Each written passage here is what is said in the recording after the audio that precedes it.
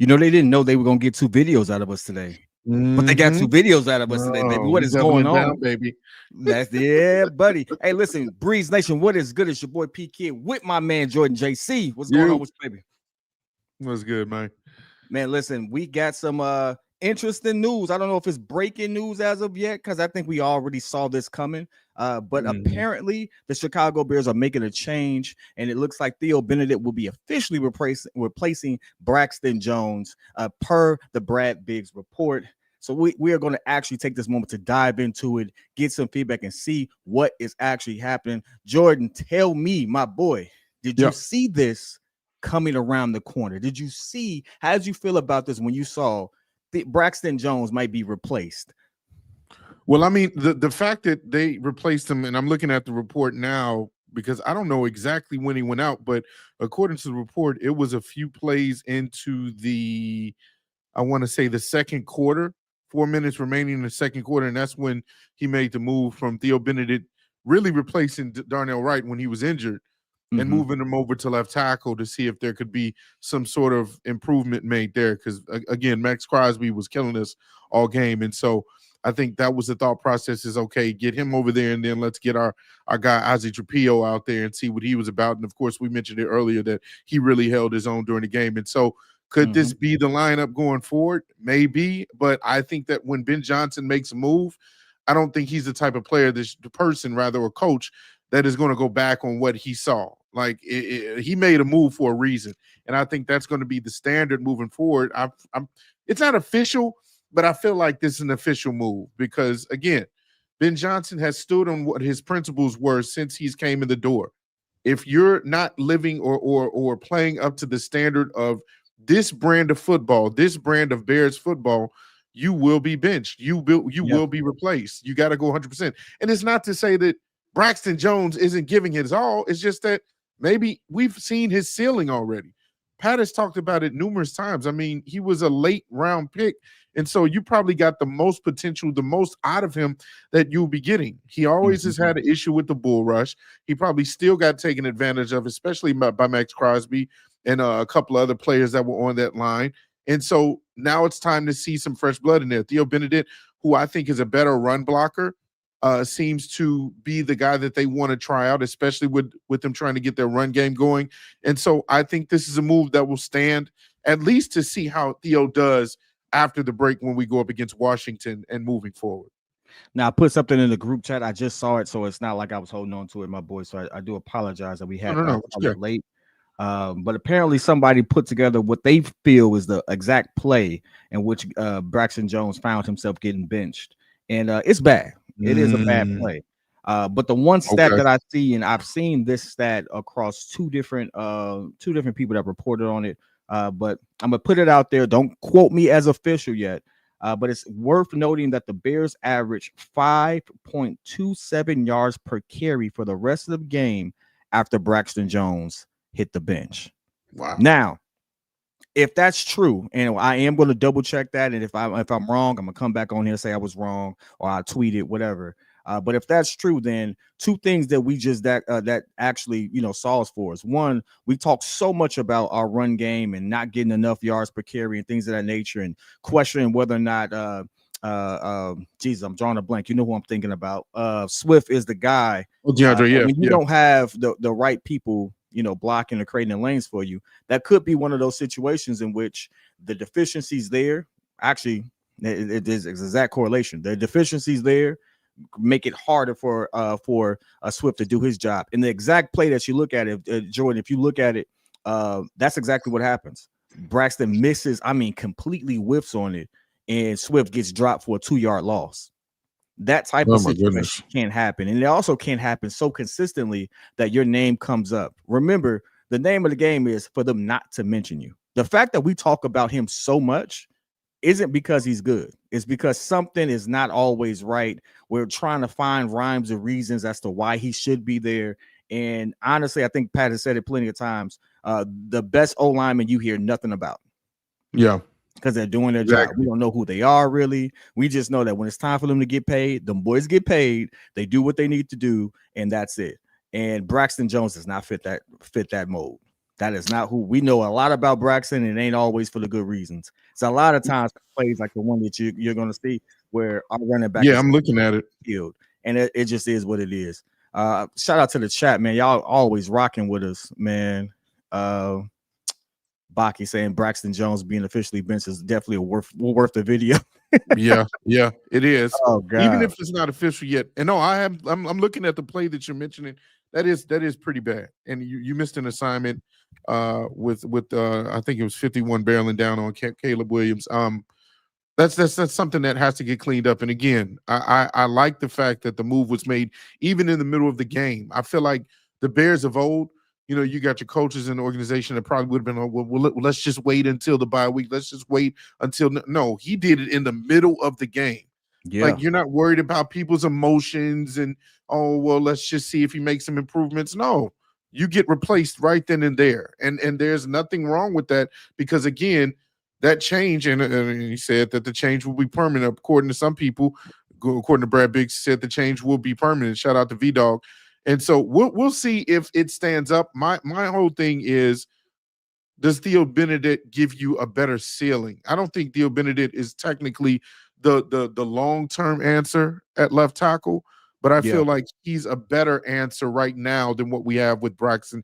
And to be honest with you, I told people before I even told Pat that I was like, I think Braxton is a really good backup.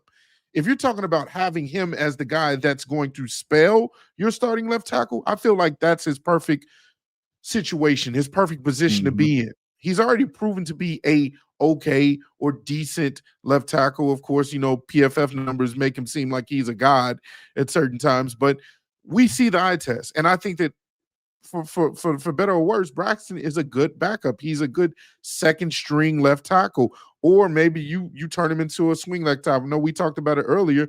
Do left tackles sometimes turn into better guards? Maybe you might try your hand at that. We know Jonah Jackson hasn't been doing that well at right guard.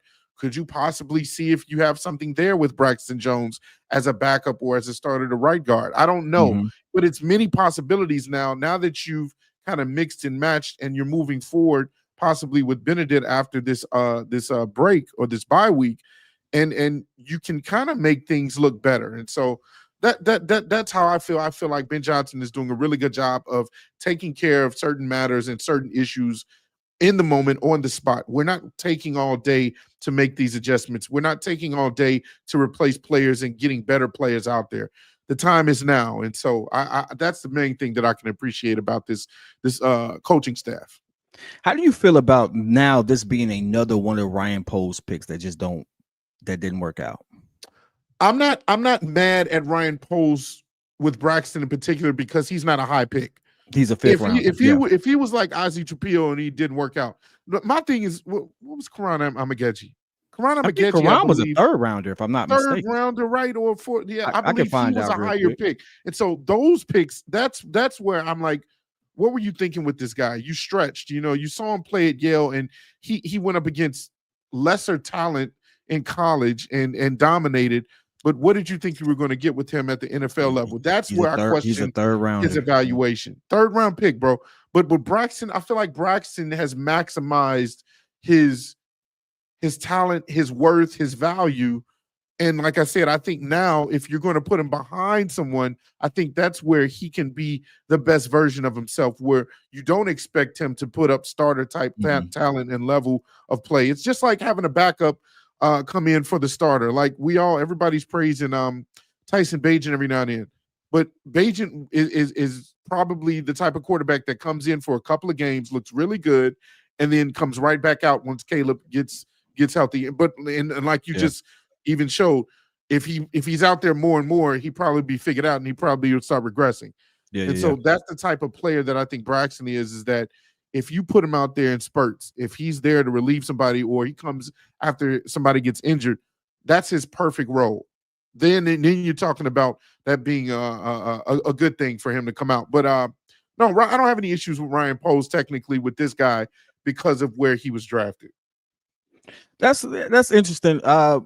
I agree with you. I mean, it's just one of those things where we start looking at these players, we start seeing who's working, who's not working. We've seen a lot of people that Poe's pick not work. Now he hit on some Cozy. I'm actually gonna put that on Twitter So bear with me, man. I gotta chop it up real quick. But I'm gonna put that on Okay. Twitter so you can see it there, and I'm gonna repost Oh, this this bid is as some good well. news too. Um, I know Caleb Baki's is at always the keeping. podium, so we don't have to be on here long. We definitely want Yeah. to give you all some of this news and give you all great content with it. But man, it's I'm with you on the one thing that you mentioned. We got a coach that's willing to make the changes, willing to sit there and do what's necessary to get what he needs. And Hmm. by extension, if that means that some of these people that Ryan Poles invested a lot in aren't there, Yeah. ah, well, oh well, Yeah. because the name of the game is for us to get wins. And then here's the one thing I do feel more confident about, because obviously, if this is a permanent move and all that stuff, not only does it mean that we have the accountability that we always talked about, I'm always go back to that. But now I do believe that we'll draft better. I think we have better evaluators of talent. I think all in all, we now have the full organization that can now move ahead and change things for the better. Because I don't necessarily think that Ryan Poles had all the evaluators necessary to make certain picks. I don't think that's just my opinion. I don't know who gave him the green light to insight to say Karan Amageji was a sure pick, but it ain't worked out. It ain't worked out at all. And then we've had several other picks that really ain't worked out. Yeah. But now I think we have the right people to not only help him draft better, but to evaluate that talent and people that hold everyone accountable. Go ahead. What is that? I thought what Olin Cruz said after the post game, Mhm. you don't need serviceable to good enough at tackle. You need somebody who's extremely solid, but there's room to grow. We know who Jones is. Is he serviceable? I feel like in his role as a second stringer, he would be good enough. But I kind of agree. You need somebody that's solid and that's consistent. And Braxton, we know he's not consistent when he goes up against the best of the best. He might look good when it's like, and there's not that really that many teams we're going up against that don't have a really good edge rusher that's coming after Caleb this year. I think maybe just a handful. We got the Giants. We got Trey Hendrickson on the Bengals. You got the Ravens who have a decent defensive line. You got Philly that got their defensive line and Jalen Carter. I mean, you every week is probably going to be a tall task. What would Yeah. have been a tall task for Braxton, and so I agree that now you should put in somebody who you don't know what their ceiling is. We don't know what the Eagle Man can bring. Maybe he isn't going to be as good as we hope, but it's the idea of seeing and actually trying to put somebody else out there to see if they can show and improve and be better than what Braxton has done. And so This is the we'll last see. question I have, but I think it adds a lot of value to this conversation. Is Yeah. Theo is now getting a nod. How long do you stick with him before you write him off?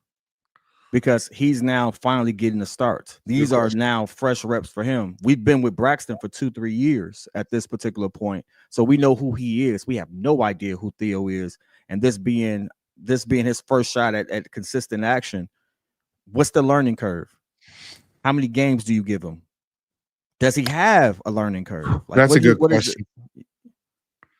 I think that's going to be based on, let's just say Ozzie Trapillo really works out. And again, really good showing in his first ever start.